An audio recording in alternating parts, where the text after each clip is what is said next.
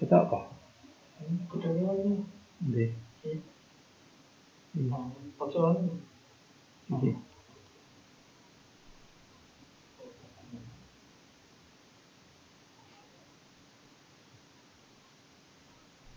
Tes. Suara. Tes suara le.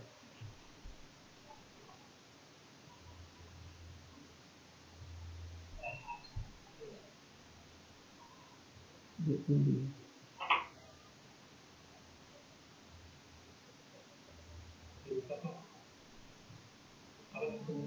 Eh?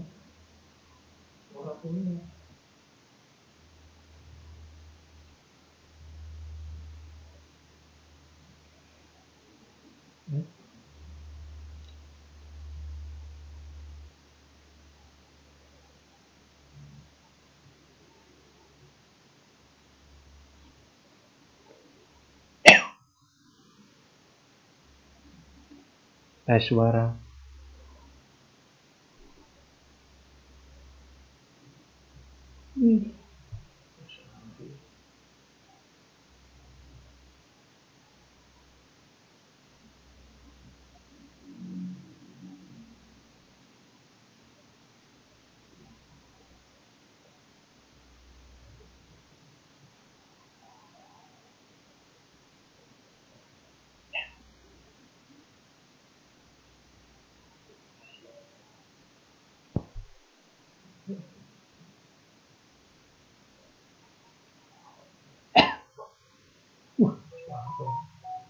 Pitong puluh ya, kayak gitu tak gawe.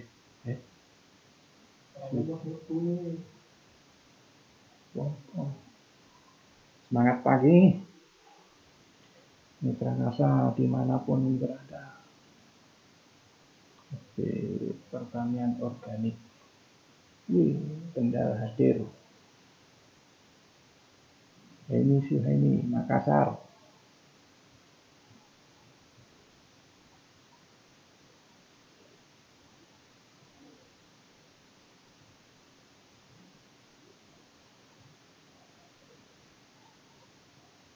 Selamat pagi Pak Sutejo Haris.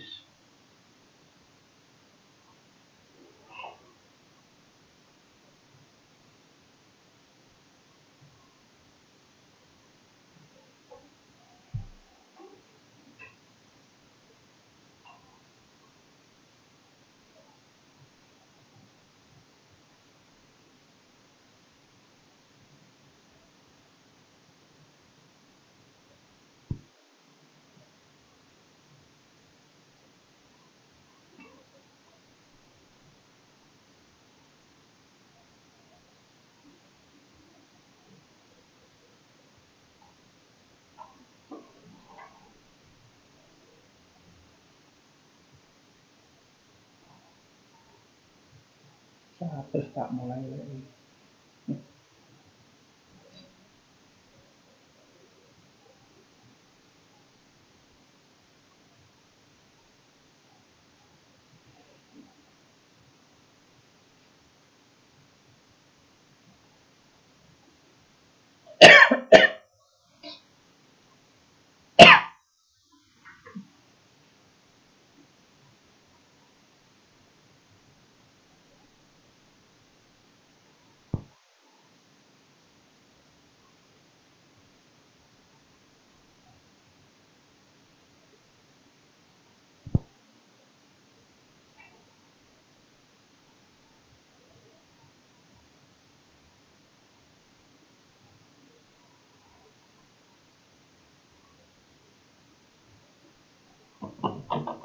Minum dulu.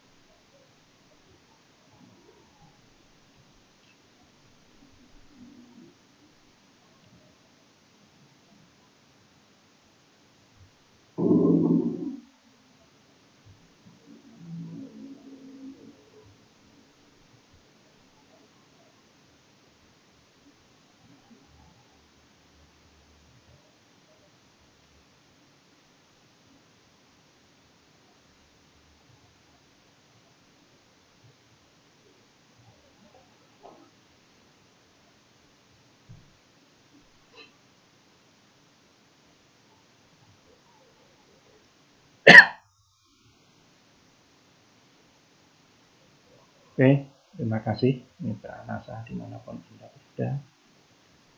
Kita mulai pertemuan pada pagi hari ini. Sebelumnya, Assalamualaikum warahmatullahi wabarakatuh. Semangat pagi, mitra NASA dimanapun Anda berada, baik di dalam maupun di luar negeri, khususnya di FB Group Pertanian Organik NASA. Pada pagi hari ini kita akan belajar bersama bagaimana tips meningkatkan produksi padi dengan teknologi pupuk organik NASA. Jumpa lagi dengan kami, salah satu konsultan pertanian PT NASA, dengan saya Agus Budi Setiono. Ya. Pada pagi hari ini kami akan berbagi bagaimana menembus batas produksi padi dengan teknologi organik NASA. Kita tahu bahwa sampai saat ini ya, NASA berdiri, alhamdulillah, dengan teknologi organik NASA mampu meningkatkan produksi padi dimanapun petani, baik di Jawa maupun di luar Jawa. Ya. Nah, kiat-kiat khusus apa yang perlu kita perhatikan untuk meningkatkan produksi padi? Selain dari sisi pemupukan, kemudian pengairan, kemudian hama dan penyakit, kemudian cara tanam, ya ini nanti akan kita kupas bersama pada pagi hari ini. Nah, kita flashback sebentar ya, bahwa permasalahan di dunia pertanian ya hingga saat ini, bahwa kita ya, bumi kita ini, lahan pertanian kita itu masih sakit. Ya, sakitnya itu kena apa? Ya mungkin mitra NASA semua yang pernah ikut training produk kami dari awal hingga saat ini, permasalahan yang mendasar ini karena tanah kita ini keras, ya, tanah yang semakin keras. Akibat apa? Akibat penggunaan pupuk-pupuk kimia dan pestisida kimia yang sudah berlangsung sangat lama. Nah, tanah keras ini bisa menyebabkan pupuk tidak bisa diserap oleh tanaman, sehingga produksi menjadi turun. Tapi di sini bukan pupuk kimianya salah, tapi kita petani yang kurang bijaksana dalam memberikan penggunaan pupuk tanpa diimbangi dengan bahan-bahan organik. Nah, harapannya dengan menggunakan teknologi organik, ya, ini bumi kita yang sakit tadi ini bisa tersenyum kembali. Karena harapan dari PT Natura Nusantara bahwa kita ini ya akan mewariskan alam yang utuh dan lestari pada anak cucu kita. Karena kita bertani ini hanya pinjam pada anak cucu kita. Kalau tanah yang kita kelola ini rusak, nanti anak cucu kita mau dikasih makan. Ya, ini. Nah, khusus untuk tanaman padi pada pagi hari ini, bagaimana standar operasional trik supaya tanaman padi itu bisa meningkat dengan teknologi NASA. Apalagi saat ini kita menghadapi permasalahan mengenai kelangkaan pupuk yang sangat luar biasa. Mudah-mudahan dengan kelangkaan pupuk ini, ya, dengan adanya teknologi NASA, bisa diharapkan produksi padi tetap masih bisa optimal. Nah, bagaimana teknologi organik NASA, ya, standar operasional, ya, prosedur budidaya padi dengan teknologi NASA. Yang pertama adalah, ya, kita harus melakukan olah tanah yang pertama. Itu standar operasional yang pertama. Biasanya petani-petani kita, ya, itu kalau melakukan olah tanah itu hanya sekali. Ya, ada istilah kalau di Jawa itu dahler, dibedah, diler, ditanami atau ditanami. Ya. Kalau pengen hasil yang optimal, ya, pengolahan tanah ini sebaiknya sampai 2 kali. Yang pertama ini umur 25 sampai 30 hari sebelum tanam. Kita lakukan olah tanah. Ya, olah tanah yang pertama. Nah, kita cari lahan yang lokasinya subur dengan pH yang cocok untuk padi. Ini adalah 5,5 sampai 6. Ini cocok. Nanti kalau di bawah itu bisa ditambah dengan menaburkan dolomit untuk meningkatkan pH, atau dengan menggunakan dolomit ditambah dengan supernasa atau supernasa granul. Kemudian irigasi dan drainase ini juga harus diatur, apalagi di musim hujan. Kemudian tanah dibajak, digaru, ya, seperti ini. Dengan kedalaman berapa? Dengan kedalaman olah tanah yang pertama yang harus dalam kurang lebih 30 dan sampai 40 cm. Ya, dengan cara dibajak dengan menggunakan ini bajak singkal kalau di Jawa itu namanya. Ya. Kemudian pada saat pengolahan tanah yang pertama ini kondisi tanah ini ngacak-ngacak. Ini standar operasional yang pertama. Ya. Kemudian yang kedua, ya, pembajakan ini baik menggunakan traktor atau kalau yang tradisional itu masih menggunakan kerbau ataupun sapi, itu silakan. Tapi yang paling banyak ini adalah menggunakan traktor. Ya, kalau lahannya luas. Ya. Kemudian, ya, pada saat pengolahan tanah yang pertama ini dengan tabur dolomit seperti ini, kemudian bisa kalau mau pakai pupuk dasar, ya, biasanya ini TSP yang diberikan, ya, di olah tanah yang pertama. Tapi biasanya dengan menggunakan dolomit ditaburkan pada saat pembajakan dan juga penggaruan di sini. Kemudian SOP yang kedua, ya, sambil menunggu olah tanah kita rendam benih. Nah, sambil tunggu olah tanah kita rendam benih, ya. Sambil menunggu nanti penanaman kita rendam benihnya. Perendaman benih ini dengan menggunakan apa? Dengan menggunakan POC Nasa. Ya, fungsi dari POC Nasa ini adalah kenapa harus direndam dengan POC Nasa? Ini untuk memecah dormansi.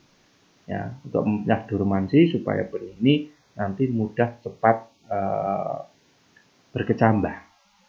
Nah, direndam dengan air garam, ya, fungsi dari air ini supaya nanti benih-benih yang terapung, ya, dengan air garam dan POC Nasa, benih yang terapung ini biasanya benih yang kurang bagus, benih yang apa ya istilahnya kempes, ya, tidak bagus kalau untuk ditanam. Nah, benih-benih yang terapung ini diambil, ya, ini diambil, dibuang, jangan diikutkan dalam persemaian. Nah, ini perendaman benih. Kemudian SOP yang ketiga, ya, ini di persamaian. Ya, setelah benih tadi direndam, muncul benih, ya, bertambah. Ini kemudian disemaikan. Nah, penyemaian bisa dengan menggunakan ini, ya, ditebarkan atau dengan menggunakan nampan seperti ini. Biasanya yang pola-pola dengan sistem seri, ya, pola seri ini disemaikan di nampan seperti ini nanti akan memudahkan untuk apa ya dalam penanaman, ya. Kemudian, ya, benih yang digunakan kurang lebih per hektar ini butuh 25 sampai 30 kg. Nah, ini tergantung nanti cara tanamnya, ya. Kemudian buat bedengan semai, ya, ini bedengan semai seperti ini. Biasanya bedengan ini sebelum ditaburkan ini ditaburkan supernasa kurang lebih 20 gram per meter persegi, kemudian SP36 10 gram per meter persegi. Nah, benih ditebarkan dengan ukuran kurang lebih berapa? 50 sampai 75 gram per meter persegi atau kurang lebih 2 genggam ditabur, disebarkan. Nah, kemudian pada saat persemaian, ya, ini perlu diwaspadai hama tikus, ya, kemudian wereng, ada pengerek batang. Nah, untuk mengantisipasi wereng dan pengerek batang, biasanya di umur 7 dan 14 hari atau umur 10 sampai 14 hari ini bisa disemprot sekali atau 2 kali dengan menggunakan BVR dan POC Nasa. Salah satunya BVR ini untuk mengendalikan antisipasi serangan wereng dan pengerek. Untuk hama tikus, ya, ini bisa dibuat dengan plastik, ya, dilingkari dengan plastik ini waspada, ya. Kemudian selanjutnya standar operasional yang keempat, ya, setelah dipersemian, ya, kurang lebih 4 hari, ya, 4 hari benih bibit mau ditanam, ini dilakukan olah tanah yang kedua. Nah, olah tanah yang kedua, ya, ini, ya, tanah dibajak, ya, tidak perlu dalam-dalam, kurang lebih sedalam 20 sampai 30, ya, dibajak, kemudian digaruk, diler seperti ini sampai halus, tanah diratakan sampai berlumpur seperti ini, ya. Nah, pada saat olah tanah yang kedua, nah ini Supernasa, kemudian Glio, ya, atau Supernasa granul ini bisa ditaburkan di sini, dimasukkan di olah tanah yang kedua ini. Atau kalau tidak, nanti granul bisa diberikan di pemupukan yang pertama. Nah, ini. Kebutuhan untuk granul 50 sampai 100 kg per hektar. Kemudian kalau Supernasa ini kurang lebih 3 sampai 6 kg per hektar. Dan Glio bisa kurang lebih sekitar 1 sampai 2 kg per hektar. Ya. Kemudian setelah dilakukan olah tanah yang kedua, ya, diratakan, dihalus, ya, ini nggak usah diairi, ya, kurang lebih sampai 0 sampai 55 hari, ya, sampai tanam, ya, pada saat tanam. Kemudian disiapkan bibit, ya, bibit, ya, standar operasional yang kelima, kita menyiapkan bibit. Bibit dicabut. Kalau di tempat kami istilahnya adalah dengan cara daud, ya, didaud, atau kalau pakai nampan seperti ini, polasri, ya, ini lebih mudah, ya. Ini hati-hati, ya, pada saat pencabutan bibit di persemaian atau saat daud, ini jangan sampai akar ini terputus, ya. Kemudian biasanya kalau daud ini biasanya malah apa, ya, tanahnya itu dibersihkan. Ini sebenarnya kurang bagus. Sebaiknya nggak usah dibersihkan. Nah, tapi berat bawahnya itu. Ya, ini memang ada kelebihan, ada kekurangan, ya. Kemudian vigor bawah, ya, ini kuat. Kemudian usahakan cari bibit yang pertumbuhannya seragam. Ya, biasanya bibit-bibit muda kalau di polasri ini lebih bagus ditanam. Biasanya kalau sistem sri 5-7 hari ini sudah bisa ditanam. Tapi kebanyakan petani kita, ya, kalau yang di persemaian, ya, disemaikan di lahan, biasanya umur 15 sampai 20 hari atau 21 hari ini bisa baru ditanam, ya, ini yang belum. Kemudian selanjutnya SOP yang ke-6 ini penanaman, ya. Penanaman ini juga merupakan proses yang sangat penting dalam produksi padi, karena kalau penanaman yang salah ini juga nanti akan berpengaruh kepada pertumbuhan padi. Nah, penanaman yang paling bagus, ya, dengan tanam bibit 2 sampai 3 bibit per lubang. Ya, jangan sampai banyak biaya itu langsung ditancapkan, jangan. Kalau sistem sri itu malah satu, ya, ada yang satu, ya, satu tapi dengan tanam huruf L, tantepkan, kemudian ditarik akarnya, dangkal aja. Ini dalam kondisi tanah macak-macak seperti ini, ya, bibit muda ini juga lebih bagus. Kemudian pada saat penanaman ini jangan diairi antara umur 0 sampai 5 hari. Untuk apa fungsinya? Ya, untuk menguatkan bibit ini supaya kokoh berdiri, ya, kuat lebih dulu, ya. Ini jadi tanam 2 sampai 3 bibit per lubang, ya, seperti yang biasa petani. Kalau dengan sistem sri ini bisa 1 bibit per lubang, tapi anakannya nanti bisa banyak, ya. Ini kemudian selanjutnya, ya, sistem penanaman, jarak tanam, ya, ini juga mempengaruhi. Ini ada yang sistem tegel, ya. Sistem tegel ini ada jarak tanam yang 20 kali 20, ya, kemudian 25 dengan jarak tanam yang lebar, kemudian 40 kali 40, ada yang 30 kali 30 cm. Ya, ini juga pengaruh nanti kepada serangan hama dan penyakit. Ya, jarak tanam yang yang lebar ini juga nanti akan pengaruh kepada anakan. Ya, kemudian juga akan pengaruh kepada jumlah benih yang digunakan. Biasanya kalau tidak jarak tanam tegel, kalau enggak 20 kali 20 ya 25 kali 25 cm yang biasa digunakan petani-petani kita seperti ini. Kemudian ada satu sistem penanaman yang bisa meningkatkan produksi padi, yaitu dengan sistem tajarwo. Ya, ini apa itu tajarwo? Ya, sistem tajarwo ini adalah sistem tanam jajar legowo.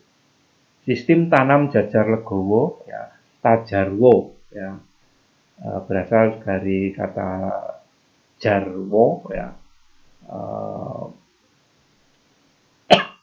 Ini bagaimana kita mengelola supaya ya tanaman-tanaman yang kita tanam ini terkena sinar matahari semua. Ya, yang paling banyak ya dilakukan sistem tajarwo ini dengan ada beberapa jenis. Ya, karena sistem tajarwo ini perlu keahlian khusus, terutama di yang nanam, karena memang penanaman itu dibutuhkan skill. Ya, biasanya kalau sudah nanam seperti ini, ya, dan langsung diberi jarak, ya, kalau sistem 41, ya, tipe 41 seperti ini, ya, dengan jarak 25, ya, 25. Kemudian nanti diselingi 2 baris, ya, jadi 50. Ya, ini sistem 41. Kemudian yang baris yang panjang ini dirapatkan. Ya, tidak 25 tapi bisa separuhnya, 12,5 atau bisa 15. Nah, sebagai gambaran sistem tajarwo ya, ini kebutuhan benihnya ini bisa lebih karena memang jumlah perumpunnya ini memang lebih banyak. Ya, dibanyakkan jumlah rumputnya. Sebagai gambaran seperti ini. Kalau sistem tegel ya per hektar, misalnya dengan jarak tanam 25-25 sistem tegel, ini per hektar hanya sekitar 16.000 rumpun padi. Ya, tanamnya. Ya.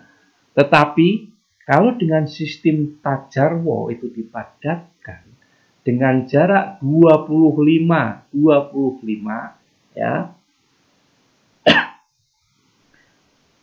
Kemudian yang barisnya itu 12,5, ini per hektar bisa sampai 20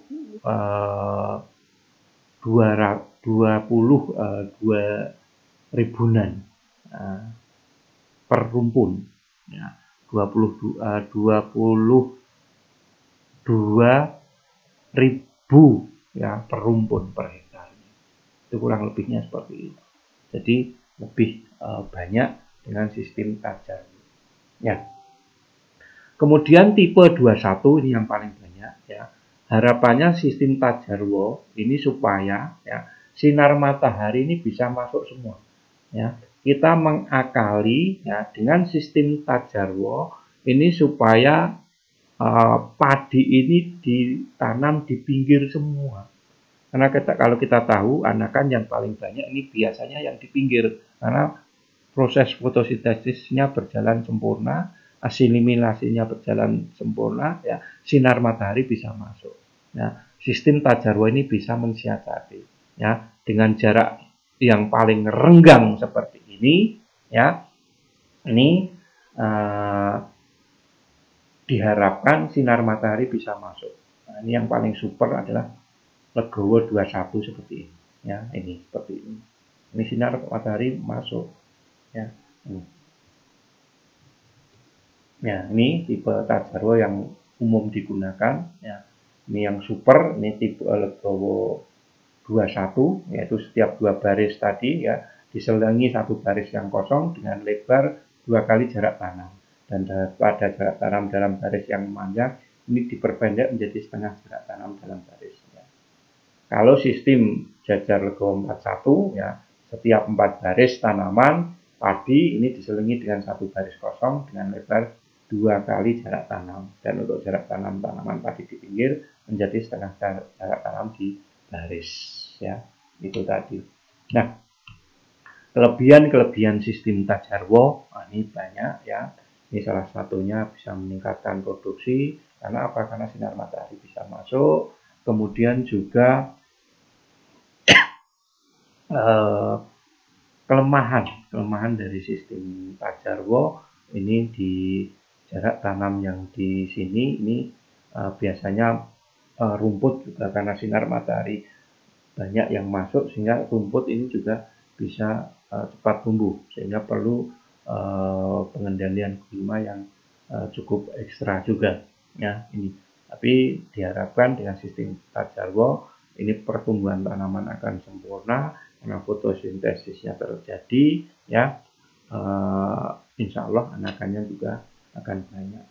Kemudian sekarang masalah tenaga ini juga sudah tidak menjadi kendala. Dulu menjadi kendala karena sekarang sudah ada alatnya ya, untuk tanam dengan tinggal pakai alat ya, dengan mengatur jarak tanam berapa tinggal jalan. Itu juga sudah suatu solusi. Kemudian juga ya di sela-sela ini bisa nanti kita bisa apa ya, untuk mengendalikan rumput ini kita juga bisa dengan mina padi ya, ini juga bisa sebagai suatu alternatif solusi ya gitu. Kemudian selanjutnya ya, standar operasional yang selanjutnya yang ketujuh yaitu pengendalian hama penyakit yang pertama. Biasanya ya setelah tanam itu hama yang paling berbahaya ya, ini di bawah 1 bulan ya. Ini biasanya jenis-jenis hama putih palsu. Nah, nanti hama ini akan kita kupas khusus ya, hama penyakit pada tanaman padi. Tapi pada saat umur-umur tertentu di bawah 1 bulan yang paling banyak ini hama putih palsu, kemudian keong mas. Ya, kalau keong mas daerah Purworejo, kemudian daerah mana itu keong mas ini juga menjadi kendala, padahal ini dulu bukan hama utama, tapi sekarang ini sudah menjadi kendala yang sangat utama. Nah ini di umur-umur seperti ini ya, umur 10 hari, 20 hari ini bisa disemprotkan dengan menggunakan Pestona. Tapi karena Pestona lagi close order, nanti monggo silahkan menggunakan bahan-bahan yang bisa digunakan untuk mengendalikan keong mas, atau bisa dengan cara manual diambil ya. Kemudian penyulaman padi ya, yang mati tadi ya, yang biasanya di umur 5-12 hari yang perlu dilakukan. Kemudian pengairan 10 hari setinggi 10 cm pada umur ya, setelah 5 hari tanam tadi ini baru diakhiri sampai 15 hari. Ya, ini. Kemudian yang selanjutnya yang ke-8 ya, standar operasional prosedur yang ke-8 ya, pemupukan yang pertama. Pemupukan yang pertama ini antara 10-15 hari kalau tidak menggunakan pupuk dasar ya. Sebagai gambaran bisa menggunakan urea ya, SP36 atau TSP atau KCL ya. Nah, ini bisa urea 75 kg, SP 60 kg, KCL 40 kg ya, di pemupukan yang pertama ini. Bisa supernasa tadi atau supernasa granul kalau belum diberikan di sebelum tanam, bisa dicampurkan di pemupukan yang pertama ini ya, supernasa granul ya. Kemudian bisa juga antisipasi karena pupuk lagi langka ya, pupuk lagi langka ya, ini bisa diantisipasi dengan penggunaan granul ya. Granul bisa dinaikkan ya, per hektar 50 kg bisa ditambah menjadi 100 kg ya, misalnya seperti itu kalau kelangkaan pupuk ini. Dan pada saat pemupukan yang perlu diperhatikan adalah kondisi tanah ya, kondisi tanah ini macam-macam ya. Kemudian di umur 15 hari ini juga perlu nutrisi ya, pemupukan lewat atas ini bisa digunakan 4 tutup VOC, 1-2 tutup hormonik ya.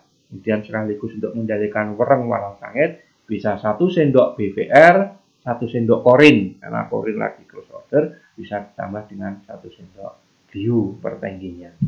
Ya, ini. Eosinasa harmonik ini juga bisa diganti dengan menggunakan Green Star atau dengan menggunakan Freotok. Monggo, bisa diselang-seling. Kemudian standar operasional selanjutnya yang ke-9 ini adalah pengairan. Pengairan ini dilakukan antara umur 15 sampai 29 hari. Karena di sini adalah masa kritis yang pertama. Ya, selama 14 hari ini ya tanaman padi, meskipun tanaman padi itu termasuk tanaman yang butuh air, tapi jika juga harus mengelola kapan saat air itu dibutuhkan oleh tanaman padi. Ya, yaitu pada saat umur kurang lebih 14 hari, antara 15 sampai 29 hari ini. Jika tinggi air lebih dari 5 cm, ini dapat menghambat perkembangan anakan. Ya, ini.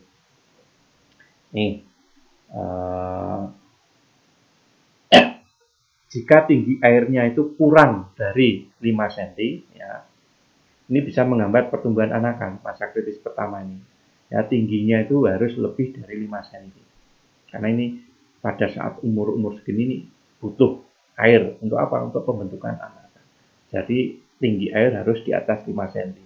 Ya, bisa 7 cm, bahkan bisa sampai 10 cm. Ya. Tapi di musim kemarau ini, ya tadi saya katakan irigasinya juga harus diperhatikan karena kita sudah mengatur air, tapi pas debit hujan tinggi ini terendam. Kalau terendam ini juga bisa menyebabkan tanaman padi kita ini bisa mati. Ya, jadi pengairan ini sangat-sangat penting. Kemudian selanjutnya di umur 1 bulan atau 30 hari ini dilakukan penyiangan yang pertama. Penyiangan yang pertama ini mudah sekali kalau jarak tanam 25. Kita pakai sosrok ya Jawa yang untuk yang mengendalikan gulma atau mengendalikan kumput dengan cara diwatun, kemudian juga ada sosrok biasanya ini di umur 30 hari. Ya, ini menyesuaikan. Kalau di Jawa namanya sosrok, mungkin di daerah lain namanya apa ya, alat penyiang gulma. Kemudian standar operasional yang selanjutnya yang ke-11 di umur 30 sampai 35 hari ini bisa dilakukan pemupukan yang kedua. Biasanya petani lakukan pemupukan yang pertama, kedua, bahkan ada yang sampai ketiga. Nah, biasanya di umur pemupukan yang kedua ini dilihat dari pertumbuhan tanaman, ya bagus atau tidak, atau kurang pupuk atau tidak. Ya, ini biasanya di umur 30 sampai 35 hari ini bisa dipupuk lagi. Ya, yang bawah bisa menggunakan urea atau ZA. Ya, kalau di musim hujan itu bagus ZA. Ya. Karena N-nya tidak terlalu tinggi. Ya, di musim hujan ini kita harus mengurangi penggunaan pupuk nitrogen. Ya. Ya, ini disampaikan dengan menggunakan ZA, kemudian SP36 tadi, kemudian KCL. Ya, kondisi pemupukan itu macam-macam supaya bisa langsung terserap oleh tanah. Kemudian di umur 30-35 hari ya, ini bisa juga disemprotkan tadi. Ya, atas semprotkan dengan 1 saset atau setengah saset sampai 1 saset Green Star ditambah 1 tutup harmonik, ditambah 40 tutup Pestona kalau ada. Tapi kalau Pestona lagi close order, ini bisa diganti dengan menggunakan BVR. Ini untuk apa? Untuk mengantisipasi pengerek batang, kemudian werem. Ya, ini.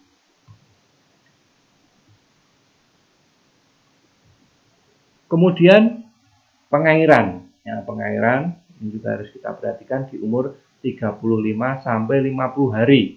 Ya, selama 14 hari ini digenangi kurang lebih 7 sampai 10 cm. Ya. Nih. Kemudian standar operasional yang ke-13 ini pengendalian hama dan penyakit yang kedua. Ini biasanya di umur 45 hari perlu diwaspadai. Ya, atau bisa disemprotkan juga campur dengan Eosinasa hormon di sini ya. Ini adalah penyakit hawar daun bakteri. Biasanya gejalanya mulai seperti ini di awal-awal pertumbuhan, ya, daun kuning, ada karat. Kemudian nanti kalau sudah menyerang daun ini, biasanya daunnya padang laras, atau kalau di guyang itu bisa ada angin, ada suara kresek, kreseknya, itu bisa disebut dengan penyakit kresek atau penyakit hawar daun bakteri. Nah, ini kalau sudah menyerang ke daun, ini bisa sampai parah seperti ini. Kemudian bisa sampai ke batang, batangnya kemerah-merahan seperti ini. Ya, biasa mematahkan batang. Bahkan bisa nanti kalau sudah kemale, ini kemalenya menjadi patah. Ya, kalau menyerang ke batang ini disebut dengan penyakit blast. Tapi biasanya petani menyebutnya penyakit blast, ngerti. Nah, ngerti penyakit ya. Padahal itu penyakit blast yang disebabkan oleh jamur Pyricularia oryzae. Ya, ini. Untuk antisipasi bisa menggunakan korin, ya, atau menggunakan glue karena korin lagi close order. Ya, dulu korin ini luar biasa untuk mengendalikan penyakit kresek, penyakit blast, penyakit hawar daun bakteri, atau penyakit potong leher yang malainya ini padahal. Ya, nanti akan kita kupas sendiri untuk hama dan penyakit. Kemudian penyiangan yang kedua, ini penyiangan gulma sampai bersih biasanya di umur 50 hari. Kemudian, ya, kalau mau melakukan pemupukan yang terakhir atau pemupukan yang ketiga, ini di 51 hari. Tapi biasanya di pemupukan yang kedua, ini biasanya petani sudah tidak mupuk lagi. Biasanya kebanyakan hanya 2 kali pemupukan. Nah, tapi kalau ingin menggunakan pemupukan yang ketiga, ini biasanya di 51 hari. Ya, pupuk makro tadi, ya, tambahkan urea, ya, TSP, KCL, ya, ini ditambahkan dengan power nutrition 3 kilo. Ya, jadi power nutrition diberikan pada saat di pemupukan yang terakhir. Kalau pemupukan yang terakhir adalah pemupukan yang kedua, jadi power tadi bisa dicampurkan di umur 35 hari tadi, di pemupukan yang kedua. Tapi kalau dilakukan pemupukan yang ketiga, ya, ini power ini ditambahkan di umur ini, ya, 51 hari pas nanti akan mau menjebrol, ya. Ini kondisi tanah macak-macak, pertahankan kurang lebih 5 hari. Kemudian semprotkan 6 tutup Peosinasa, 2 tutup hormon, dan 1 sendok BVR, 1 sendok biu, ya, untuk mengendalikan penyakit walang sangit, ya, kemudian pengerek batang, kemudian juga penyakit kresek atau hawar daun bakteri, ya, sama walang sangit, pengerek batang, kemudian penyakit kresek, hawar daun bakteri, dan juga potong leher. Kemudian selanjutnya, ya, ini pengairan. Pengairan ini penting banget, ya, ini di umur 56 hari. Karena ini pengairan adalah masa kritis yang kedua, ya.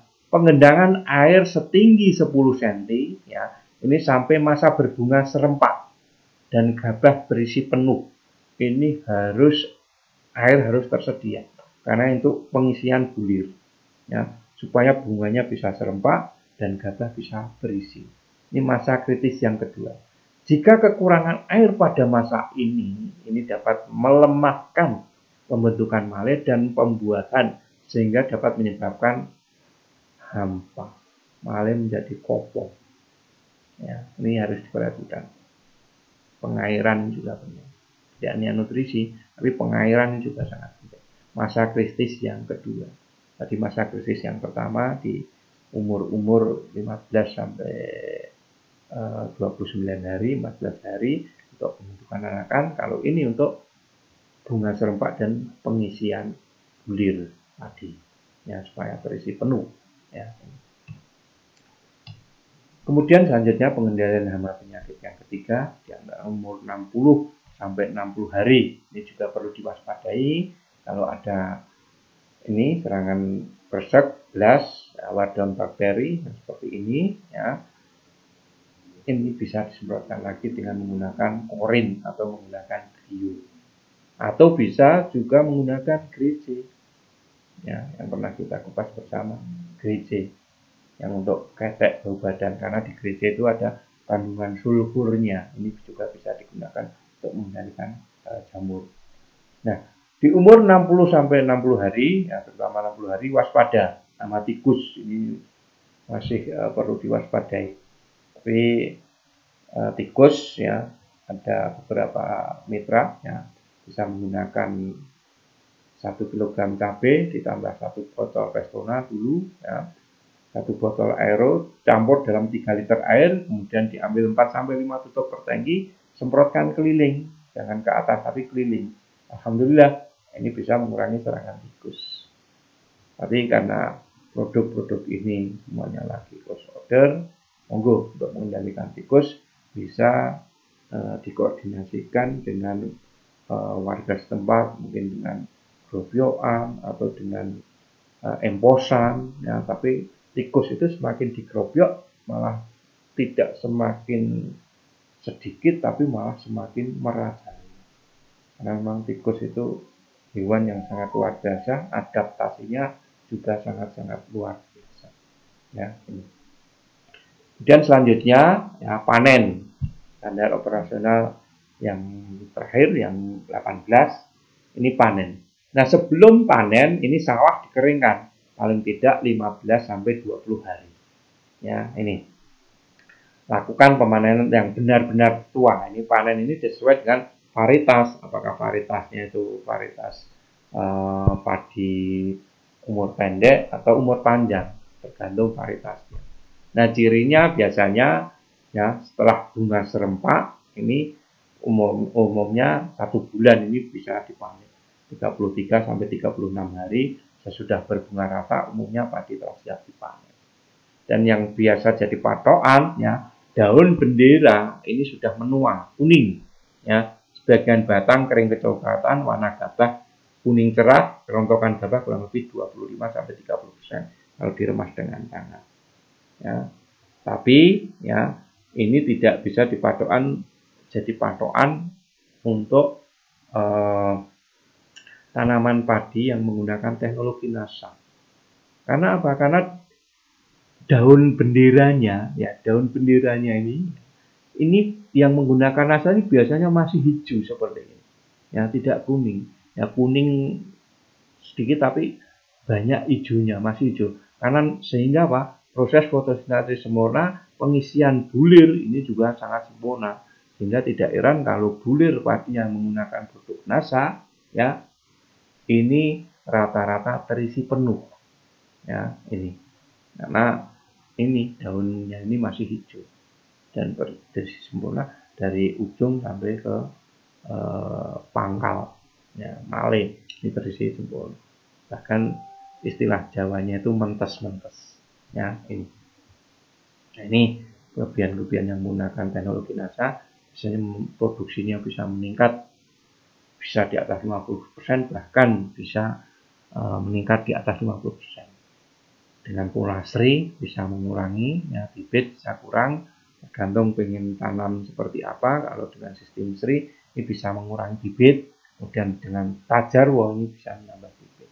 Kemudian air irigasi, ya, ini bisa berkurang, kemudian pupuk kimia perlahan-lahan ini bisa kurangi dan nanti bisa kita tiadakan. Ya, biasanya menggunakan teknologi NASA ini berasnya ini lebih enak, kemudian lebih lebih pulen, ya. Salah satu yang menggunakan produk NASA ini, ya, daun benderanya masih hijau seperti ini, ya, tapi pengisian bulirnya itu luar biasa, ya, ini. Nah, itu, ya, untuk standar operasional prosedur bagaimana budidaya padi dan yang perlu diwaspadai di dalam budidaya padi ini adalah bagaimana kita mengelola, ya, hama dan penyakit di tanaman padi. Ya. Di dalam mengelola hama dan penyakit tanaman padi, kita harus bisa bersahabat dengan ganasnya hama tanaman padi, terutama hama wereng. Ya, ini. Yang perlu kita ketahui bersama, mitra NASA dimanapun Anda berada, bahwa hama padi ini bisa dikelompokkan, ya. Ini menjadi 3. Pengelompokan hama padi menjadi 3. Karena ada hama padi yang menyerang dalam tanah, ada yang menyerang fase pembentukan daun atau fase vegetatif, atau fase pada saat male atau fase generatif. Dia menyerang pada saat pembentukan male atau fase generatif. Ya, ini.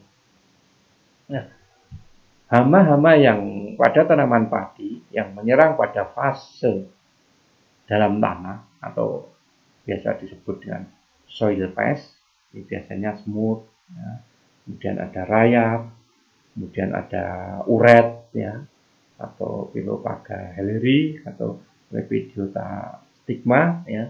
Kemudian ada anjing tanah, ya. Kemudian ada kumbang moncong seperti ini. Ya, ini untuk mengendalikan ini semuanya, ya.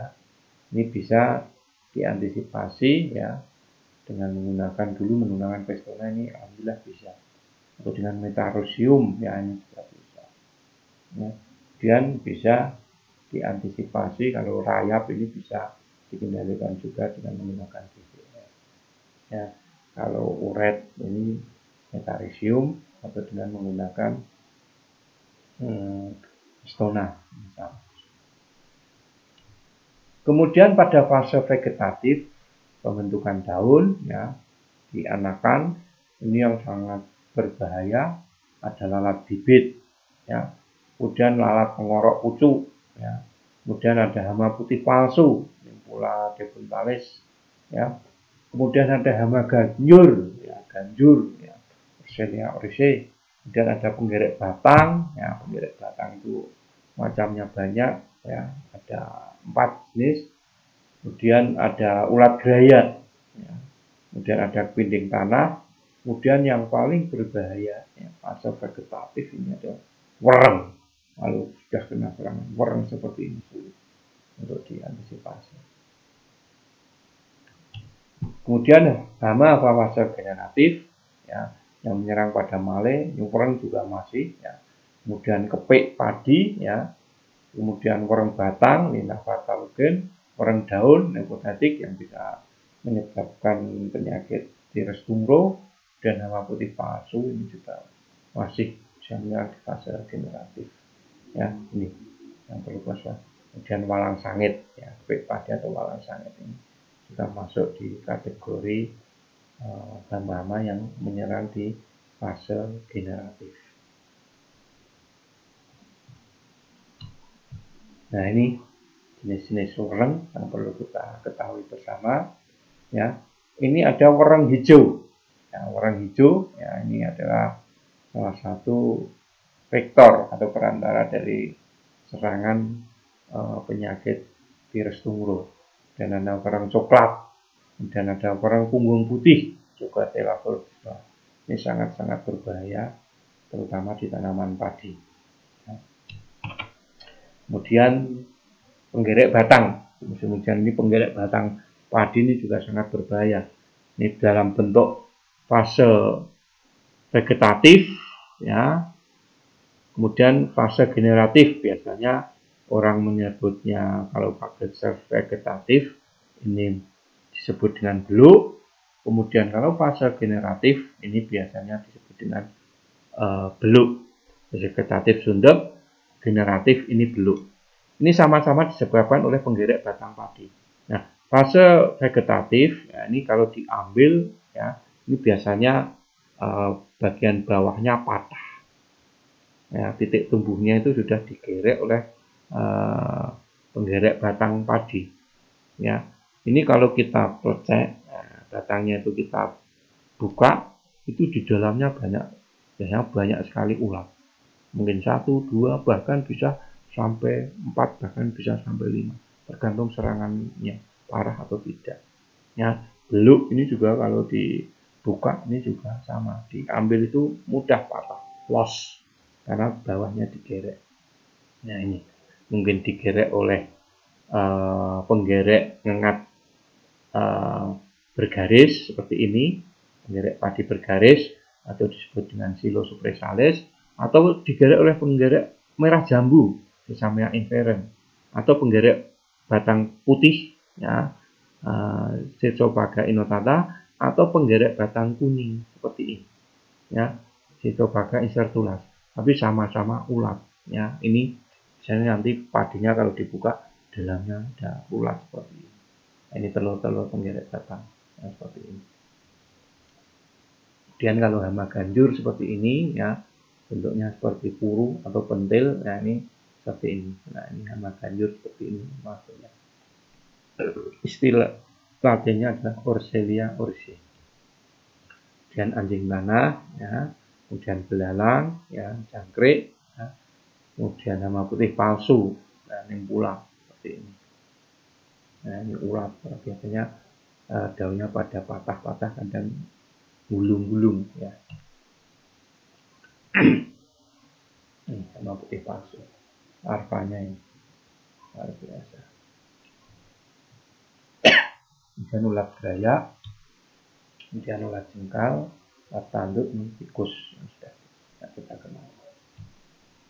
Dan kemitian tanah ya, dan keong mas yang telurnya siput atau keong mas ya.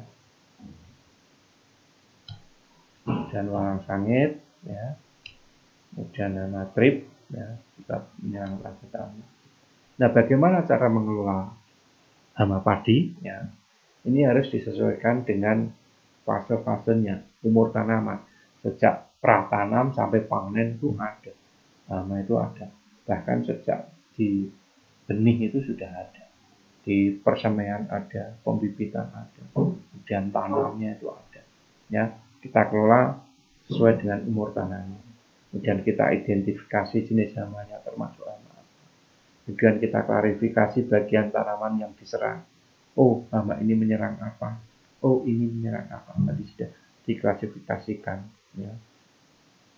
Vegetatif, generatif, kemudian apa.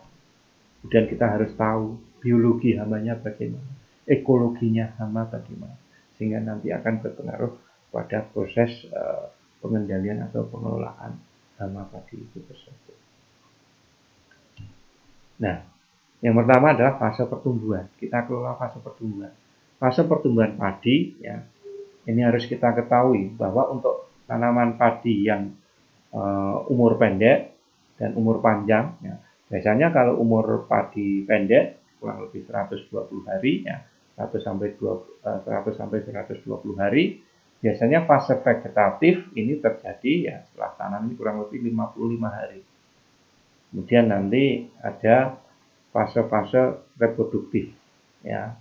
Fase reproduktif ya, atau fase pengisian bulir. Ini biasanya 35 hari, fase 35 hari. Kemudian pas pengisian bulir bunga serempak, biasanya ini adalah fase ripening atau pemasakan bulir. Biasanya kurang lebih 30 hari. Nah ini kita harus tahu fase vegetatif itu namanya apa biasanya. Fase generatif namanya apa. Pada saat pengisian bulir hama yang paling berbahaya apa. Ini harus kita ketahui. Ya, ini.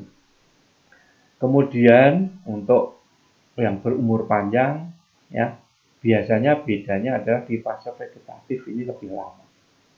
Biasanya kalau yang umur pendek ini cuma 55 hari, kalau vegetatifnya ini kurang lebih 85 hari.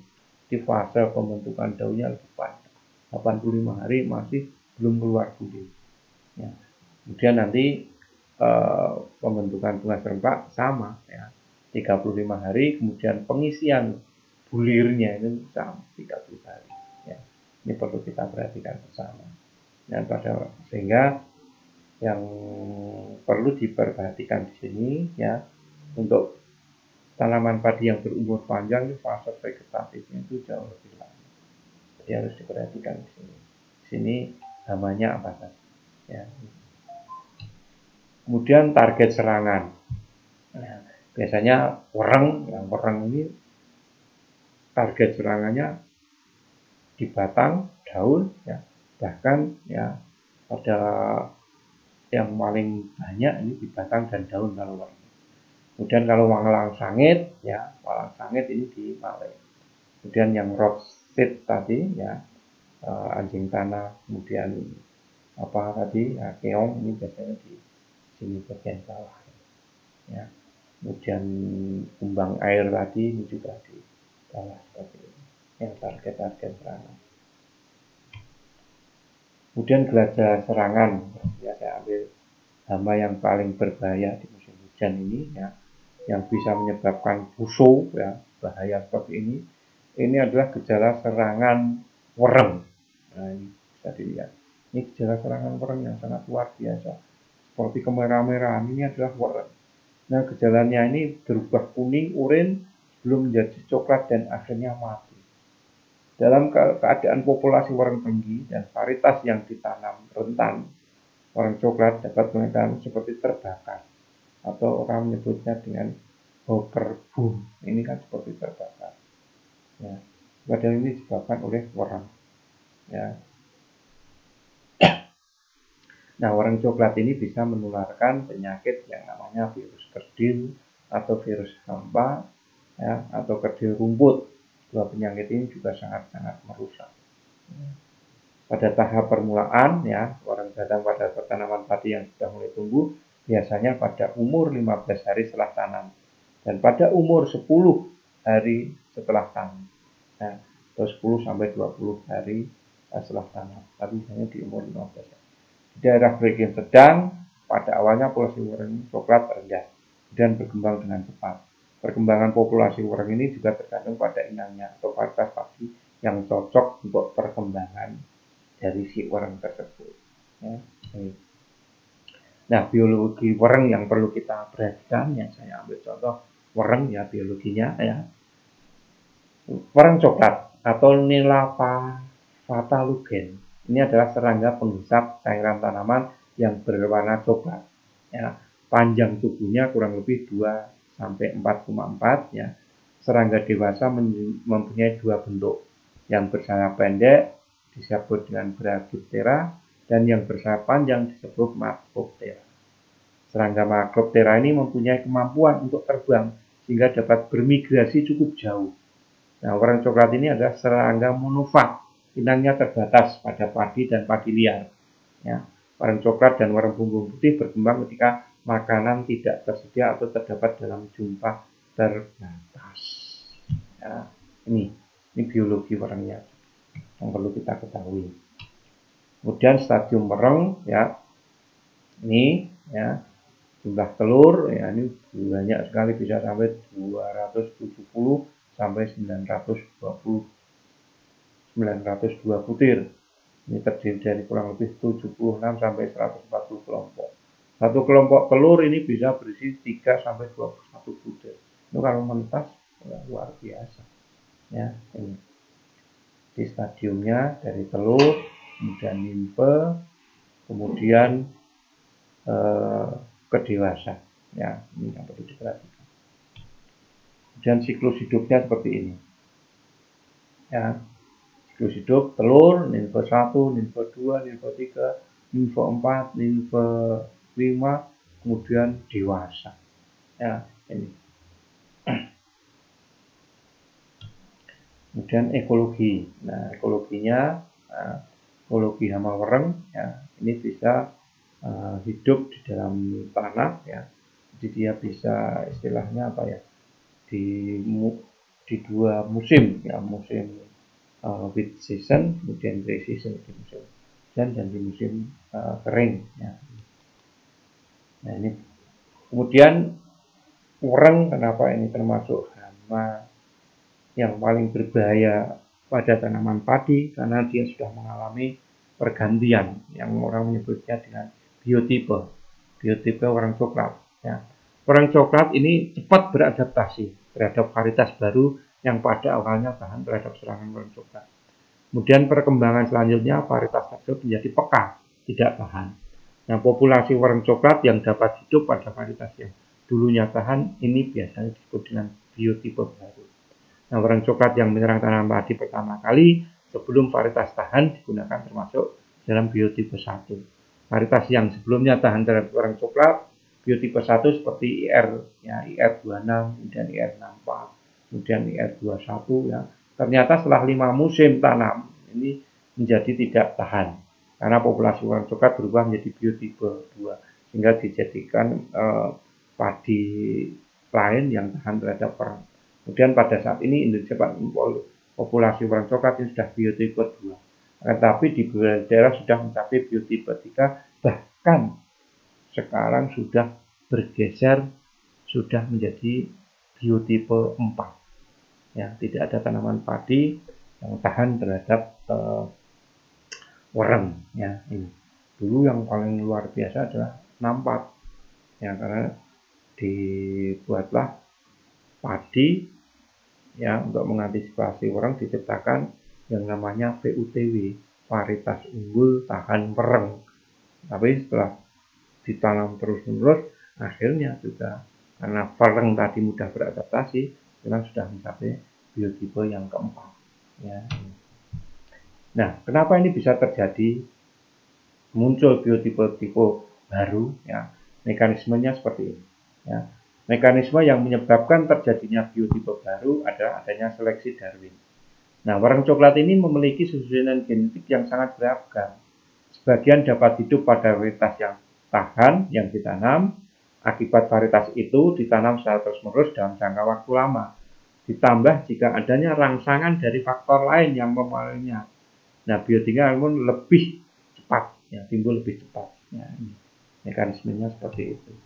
Nah, dan ini didukung oleh faktor pendukung berkembangnya warang, ya, atau faktor pendukung berkembangnya warang.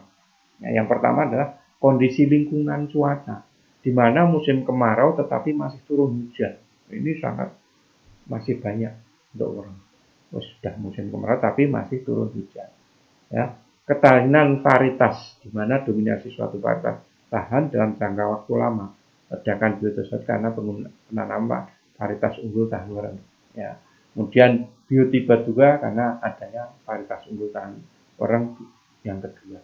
Kemudian ketiga, keempat. Ya. Kemudian adanya pola tanam yang menyebabkan ketersediaan air terus-menerus. Ya. Pola tanam ini juga mempengaruhi populasi warang. Kita sudah menanam padi lagi, atau padi pantun sama saja. Ya, jadi padi terus, sehingga apalagi di daerah yang ketersediaan airnya luar biasa, jadi tanam padi terus, padi pantun terus, ya. Makanya warang sudah sulit untuk dikendalikan, ya. Kemudian keberadaan musuh alami seperti parasit, predator, dan patogen ini juga sangat-sangat berkurang. Kemudian penggunaan pestisida yang kurang bijaksana, yang tidak memiliki kaidah 5 tepat, itu tepat jenis, tepat sasaran, waktu, dosis, dan cara dan tempat. Ya, ini. Kemudian faktor iklim atau cuaca, ya, ini juga mempengaruhi perkembangan dari warang. Ya, ini. Secara umum serangan warang coklat lebih dominan terjadi pada musim hujan, seperti saat ini warang coklat banyak sekali. Sedangkan pada musim kemarau serangan di daerah-daerah yang masih sering hujan. Ya, populasi warang coklat meningkat pada kelembapan yang tinggi 70-80%, suhu siang hari 28-30, intensitas cahaya matahari rendah, pemupukan N yang tinggi ini bisa memacu perkembangan warang. Tanaman yang rimbun, air, lahan basah, angin lemah, ya, ini juga memacu perkembangan dari warang tersebut. Kemudian warang coklat penyebarannya yang luar biasa karena dia bisa migrasi. Nah, migrasi terutama jenis yang Macroptera ini terjadi populasi terlalu padat, umur tanaman inang pendek, kondisi iklim, umur dan kelamin. Jauh dekatnya migrasi tergantung pada angin. Nah, kalau Macroptera dewasa, take off. Ambang suhunya ini bisa di atas 70%. Ya, untuk terbang ke arah sekitar matahari terbit dan matahari terbenam. Perilaku terbang memencar terjadi selama periode pra-oviposisi, belum masa peletakan telur yang pertama. Ya. Kemudian bila kecepatan angin 11 km per jam dapat menahan migrasi. aktivitas terbang terus-menerus pada kondisi angin lemah, suhu rendah dan kelembapannya tinggi. Pas angin lemah ini biasanya terbangnya ini terus-menerus, sehingga bisa menular sampai ke mana-mana. Dan selanjutnya ya, cara pengendalian untuk hama ya, ini sudah sering kita lakukan, sering kita utarakan. Ini ada beberapa jenis pengendalian, bisa dengan pengendalian secara agronomi atau budidaya, dengan cara penggunaan varietas tahan tadi ya, kalau wereng ya VUTW tadi, varietas unggul tahan wereng, pengendalian secara fisik dan mekanis, kemudian pengendalian secara hayati, pengendalian dengan menggunakan kimiawi, dan penerapan peraturan pemerintah. Kalau agronomi ya, budidaya, kita harus memilih lokasi tanam, dataran rendah, dataran tinggi, lahan sawah, daerah pasang surut ya. Jenis irigasinya itu sederhana, teknis, atau tak ada hujan, dan jenis tanahnya perlu kita perhatikan. Kemudian juga harus penentuan waktu tanam. Ada saat musim hujan ya, musim hujan yang pertama, musim hujan yang kedua, musim kemarau ya, gadu. Ya, gadu ini biasanya peralihan dari musim kemarau ke musim hujan, biasanya pada irigasi teknik, atau pada musim hujan ke musim kemarau. Ya, ini juga harus diperhatikan waktu tanam. Pola tanam ya, padi ya, IP 300 ya, padi bro ya, bisa padi palawija, padi, bisa padi palawija bro. Ini monggo untuk memutus siklus tadi. Kemudian jarak tanam ya, bisa acak, legowo ya, atau bukan sistem tangle, pertimbangkan sesuai dengan keadaan daerah setempat.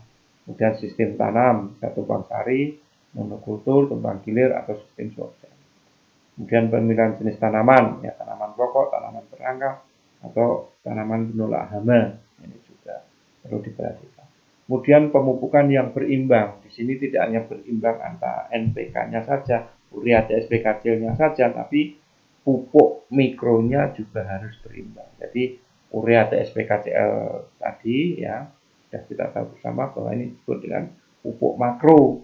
Jadi tidak hanya berimbang makronya saja, tapi mikronya berimbang antara makro dan mikro. Umiknya harus berimbang, unsur makro dan unsur mikro. Dan pengendalian varietas tahan, ya ini bisa tahan genetik tadi ya, pemanfaat varietas unggul tahan hama, misalnya VUTW, ini terus dilakukan ya, varietas-varietas yang tahan terhadap hama perang terutama. Dan ekologi, ya itu penanaman ini disesuaikan dengan waktu tanam. Pas tidak muncul hama, kesesuaian dengan habitat, hama-hama tersebut muncul pada saat musim-musim apa, itu juga harus diperhatikan. Itu yang disebut dengan ketahanan ekologi. Kita harus cari varietas yang tahan. Kemudian secara fisik ya, ini bisa diamati ya, setiap minggu ya, kemudian diambili, ini juga bisa. Dan penggunaan perangkap cahaya waktu malam ini juga bisa digunakan. Kemudian dengan pengenangan persemaian selama sehari sampai hanya ujung bibit saja yang terlihat. Kalau di situ ada serangan wereng, itu dengan cara digenangi juga bisa. Dan 1% dengan jaring untuk mengurangi api, itu juga bisa dilakukan ya. Kemudian ini pengendalian hayati. Pengendalian hayati ini bisa laba-laba ya, dengan menggunakan laba-laba itu salah satu musuh alami dari wereng ya. Kemudian ada kepe, ada kumbang ya, ada belalang tanduk, kemudian ada capung ya.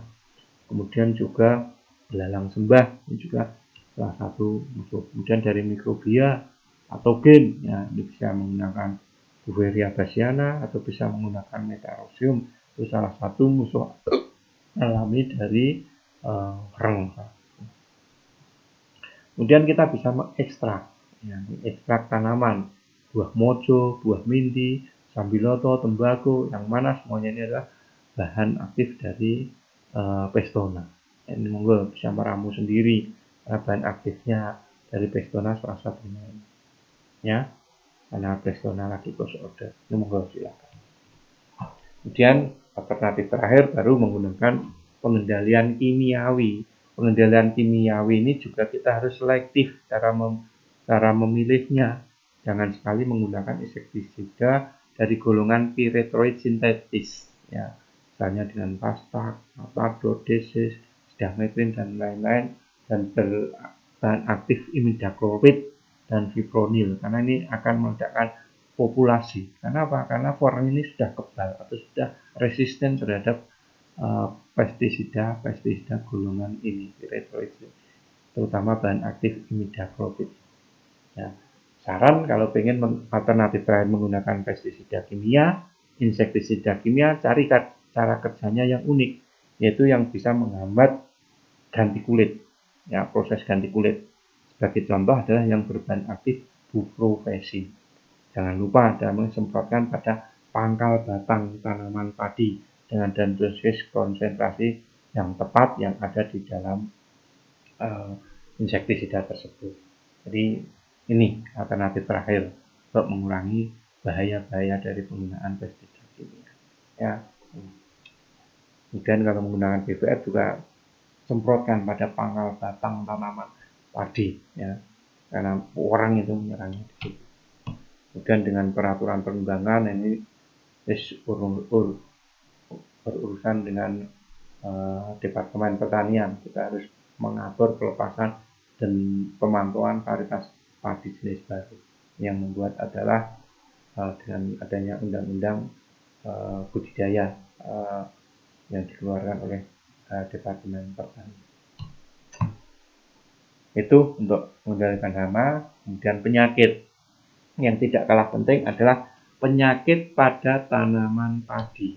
Ya, di antaranya yang paling berbahaya, ya, ini adalah penyakit bakteri daun bergaris atau Xanthomonas comprestis. Jalannya seperti ini, ya. Atau hawar daun bakteri ini juga bisa seperti ini. Ya, ini merah-merah, bercak coklat sempit, Cercospora, ya, seperti ini. Kemudian hawar daun bakteri, ya, Xanthomonas tadi sama, ya, Xanthomonas comprestis, ya, jalannya ini seperti ini, ya. Atau tadi saya katakan gresek atau padang laras, ya, seperti ini. Gejala-gejala seperti ini ada indikasi penyakit gresek atau laras. Ini kalau tidak segera ditanggulangi, ya, ini bisa nanti menyerang ke batang, ya, bisa menyerang juga nanti ke male. Bahaya kalau sudah sampai ke male. Bercak coklat, ya, ini Gelminstoporium oryzae, daun dan male yang terserang. Seperti ini, bahaya. Ini bisa nanti ke ini male.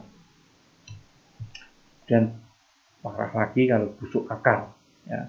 Akar busuk ini biasanya, ya, ini kalau dalam pengolahan tanah, ya, jerami padinya itu belum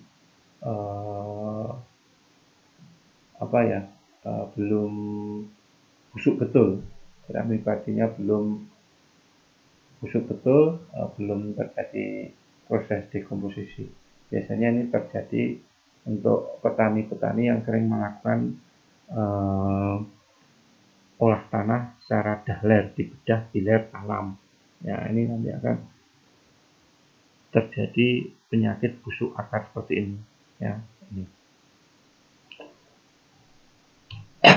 Kemudian penyakit blast tadi, ya, ini yang ke daun seperti ini, kalau tidak diantisipasi nanti akan menyerang ke batang seperti ini, ya, menyerang ke batang seperti ini, nanti lama-lama akan menyerang juga ke male.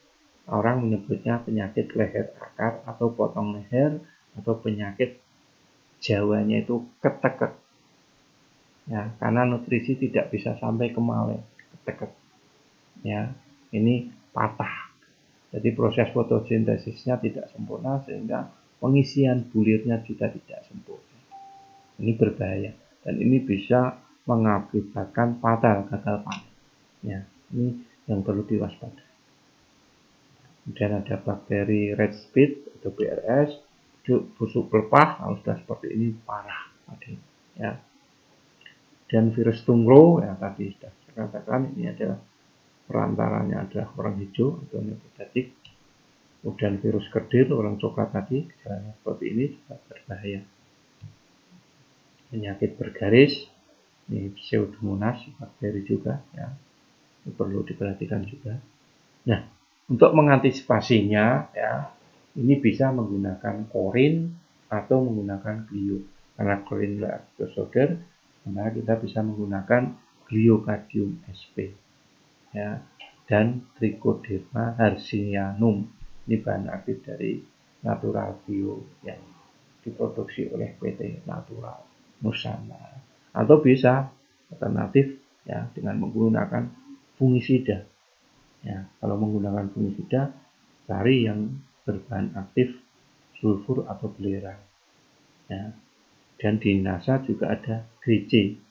Ini juga bisa digunakan untuk mengendalikan penyakit, ya, karena di GC itu ada kandungan sulfur dan belerang. Ya. Mungkin itu, nah ini kesaksian-kesaksian tanaman padi yang menggunakan produk NASA. Kita pernah panen bersama Bapak SBY di Purworejo, ya, dengan Bupati, ya, Ibu Kartini, itu Pak Joni yang di sana. Kemudian di Indramayu ini juga kita pernah berbagi panen padi organik bersama Bapak Bupati Indramayu waktu itu. Kemudian banyak lagi, ya, panen padi berteknologi organik dimanapun berada, ya, baik itu di Jawa maupun di luar Jawa, ya. Ini salah satu kesaksian yang sebagai pengingat lagi yang sudah menggunakan produk-produk NASA di Banyumas yang tadinya 8 ton bisa menjadi 15 ton, ya. Di Jember ini yang paling tinggi 7,2 jadi 16, ya. Di Gresik dari 5,8 di 9 ton, ya. Gorontalo, ya, ini biasanya dengan hasil penggunaan yang minimal, yang menggunakan semprot atas saja VOC NASA hormon, ini hasilnya juga sudah luar biasa, ya. Kemudian Magelang daerah kami ini dari 6 sampai 10 ton, ya. Katakanlah kalau rata-rata produksi padi kita ini bisa rata-rata 10 ton per hektar aja, ini sudah luar biasa, ya. Ada produksi padi menurut BPS sampai saat ini produksi padi kita ini hanya 5 ton per hektar, ini rata-rata. Dan alhamdulillah yang menggunakan produk NASA ini sudah di atas rata-rata, bahkan ada yang lebih dari 10 ton ini saja bisa dilihat seperti itu. Ya, itu harapannya dengan menggunakan teknologi NASA diharapkan, ya, bumi yang sakit tadi, ya, ini bisa tersenyum kembali. Kemudian dewi-dewi seri ini bisa juga tersenyum kembali. Yang katanya Didi Kempot ini pada minggat di kota dan Bali seri. Ya, karena sekarang untuk cari petani-petani yang seperti dewi-dewi sri-sri ini, ya, ini sudah sangat-sangat sulitan kalau di kota, karena di desa banyak yang ke kota. Dan alhamdulillah harapannya dengan menggunakan teknologi NASA ini Dewi Sri ini bisa tersenyum, ya, Mbah Sri ini bisa tersenyum. Karena apa? Karena yang dari kota ini bisa kembali lagi ke desa seperti ini. Dewi-dewi Sri ini sudah banyak yang tersenyum kembali karena sudah ada yang nanam juga di desa. Coba kalau yang nanam seperti ini, banyak pemuda-pemuda desa yang tadinya kota langsung pulang bertani organik. Ya, ini harapannya dari NASA. Sehingga yang dihasilkan apa? Anak-anak NASA ini ceria kalau ke lahan. Bukan bau pestisida, tapi bau harumnya, wanginya, aromanya, ya, padi-padi organik berteknologi NASA. Ini harapan-harapan dari NASA hingga saat ini. Dan alhamdulillah perlahan-lahan harapan teknologi terutama untuk tanaman padi ini sudah mulai terwujud.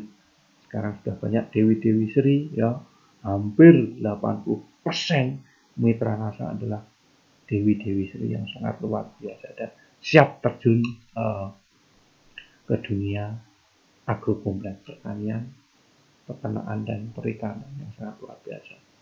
Dan bisa sebagai contoh dan simbol ya dewi-dewi Sri yang sudah turun ke lapangan yang paling banyak, luar biasa, fokus di agrokompleks.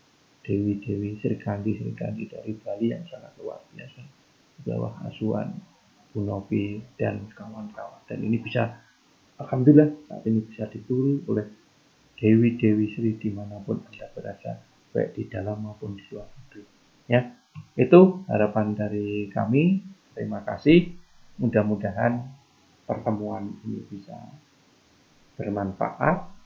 Ya, silahkan nanti bisa sharing kembali, bisa lewat grup pertanyaan dari NASA atau bisa sharing nomor HP kami, terutama masalah perpadian nasional, ya, bagaimana cara meningkatkan produksi padi. Demikian kurang lebihnya, mohon